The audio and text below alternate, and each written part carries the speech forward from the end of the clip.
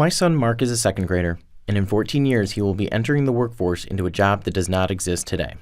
Mark is a bright boy and earns mostly A's with a few B's. By some standards, he may be considered an honor student. I'd like to think that makes him a shoo-in for that competitive job. However, the facts are that for every honor student, or Mark, in the United States, there are 1,100 Marks in China and 1,400 Marks in India.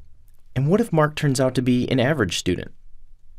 I'm confident Mark will possess the technical skills to do his job, but how does he compete with the China Marks who are willing to perform that work for 1/6 of the US average pay rate? Or for that matter, the India Marks that will do it for 1/50th of the rate?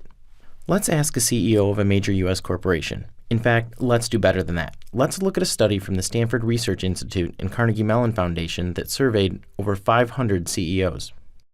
They determined that 75% of career success depends on soft skills. Skills like organization, critical thinking, and written expression, while only 25% of career success actually depended on technical knowledge. So Mark's ticket to outperforming the 1,100 Chinese and 1,400 Indian students really lies with soft skills. Yet, soft skills are greatly ignored in traditional US education.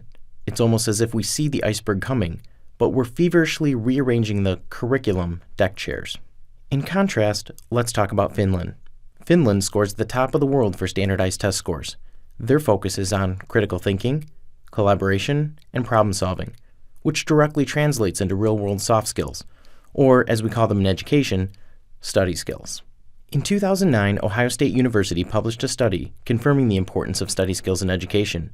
The study discovered that struggling high school students are 45% more likely to graduate from college if they take a study skills class, while average high school students are almost 600% more likely.